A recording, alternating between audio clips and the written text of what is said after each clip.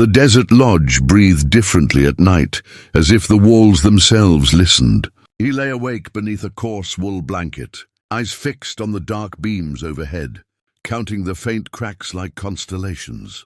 Sleep had refused him. Driven away by the wind scratching at the windows, and the sense that something unfinished lingered in the air. When the door creaked open, the sound was so soft it felt intentional, like a decision made long before this moment. She stepped inside without hesitation. Moonlight followed her, spilling across the wooden floor and tracing the outline of her figure. She wore almost nothing, just a thin shawl draped loosely around her shoulders, more symbolic than practical. Her bare feet made no sound as she crossed the room. There was no urgency in her movements, no apology either. She looked at him as if he were exactly where she expected him to be. "I had a dream," she said quietly, her voice steady, almost ceremonial. "An old Apache ritual. It says that when words fail, silence becomes the language of truth." He opened his mouth, then closed it again. The weight of the moment pressed down on him, not with fear, but with responsibility.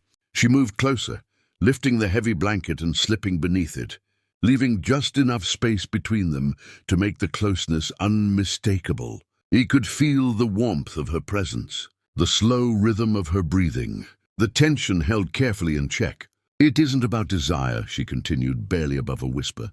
"It's about what a person chooses not to do." The room seemed to shrink, every sound amplified, the faint rustle of fabric, the distant howl of a coyote, the crackle of cooling wood in the stove. He remained still, his silence not empty but deliberate, filled with restraint.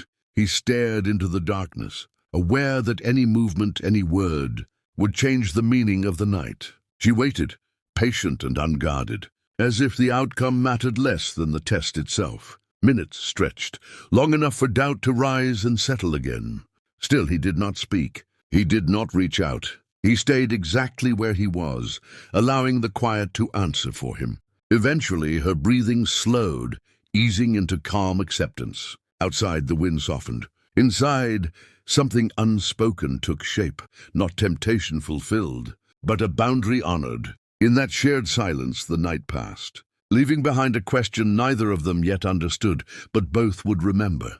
Morning arrived softly, filtering through the narrow windows in pale bands of light that revealed the room exactly as it had been, undisturbed, almost innocent.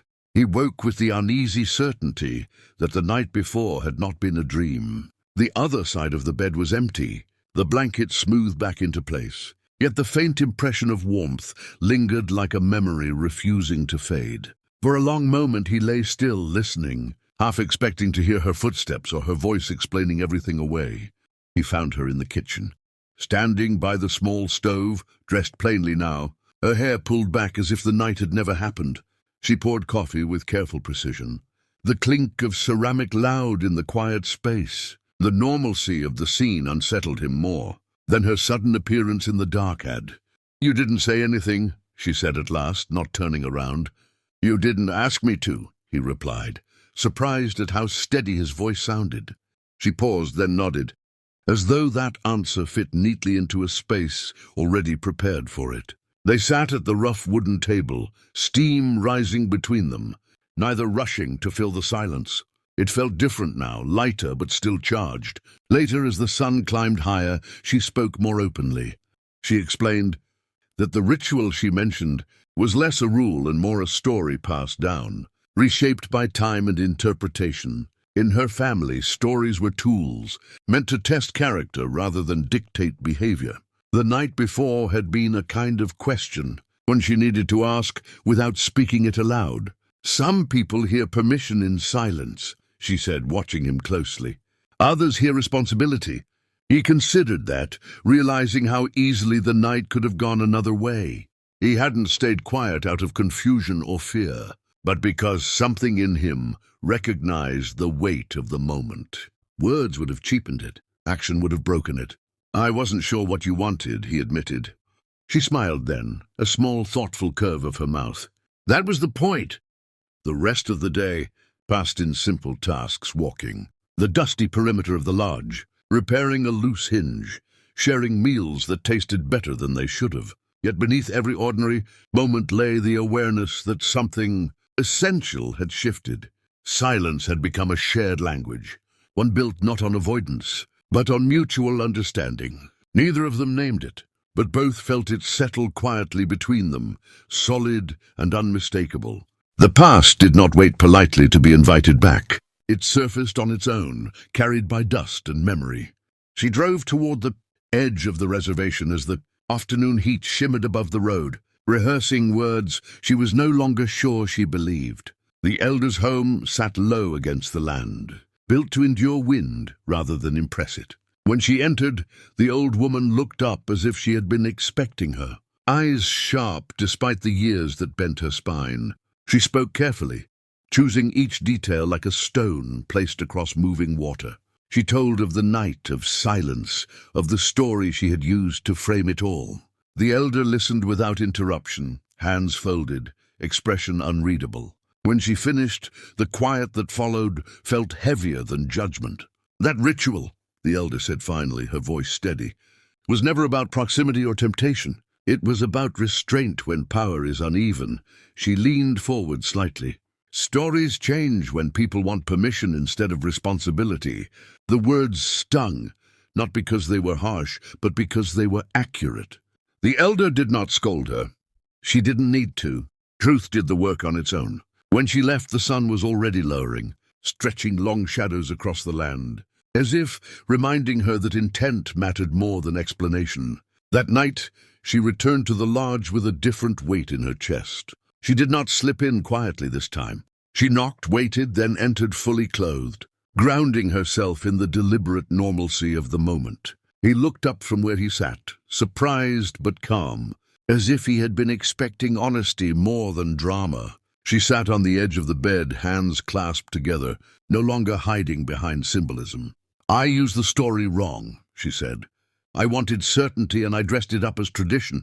He listened without interrupting, giving her the same respect he had offered the night before. When she finished, the room felt clearer, as if something obstructing the air had been removed. "I stayed quiet," he said at last, "because some things shouldn't be answered by impulse." She met his eyes, seeing not restraint born of fear but of principle. The realization settled gently between them. What had begun as a test became something else entirely. Not a failure, not a success, but an understanding. In acknowledging the truth of the past, they reshaped its meaning, turning a moment of uncertainty into one of mutual respect that neither would forget. Time softened what the night had carved so sharply, but it did not erase it.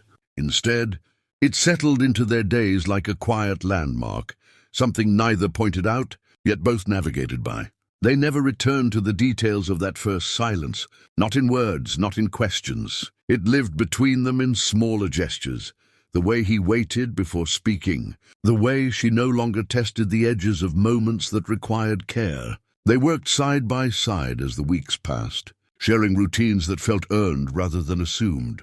Mornings began early, with light spilling over the desert and dust clinging to their boots. Conversations came easily now, but neither rushed to fill pauses. Silence had lost its tension.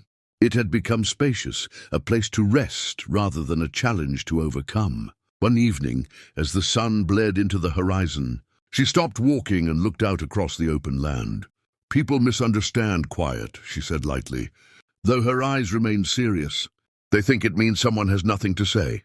He smiled, understanding what she was really naming, or that they're afraid to say it. She nodded. "But sometimes it means they've already chosen."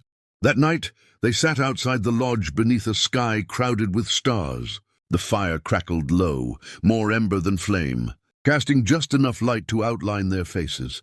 There was comfort in the distance they kept, not because closeness was forbidden, but because it was no longer urgent. Choice, once tested, no longer needed to prove itself. Months later, when she prepared to leave, there was no dramatic farewell. She packed quietly, moving through the space, as if committing it to memory rather than claiming it. At the door, she hesitated, then turned back. "Thank you," she said simply. He didn't ask for what. He didn't need to. He nodded, offering the same silence that had once spoken so clearly. After she left, the lodge returned to its usual stillness, but it was no longer empty. The memory of restraint, of trust, built without touch or promise, remained like a foundation laid deep beneath the ground. He understood now that the ritual, real or imagined, had ended, exactly as it should have.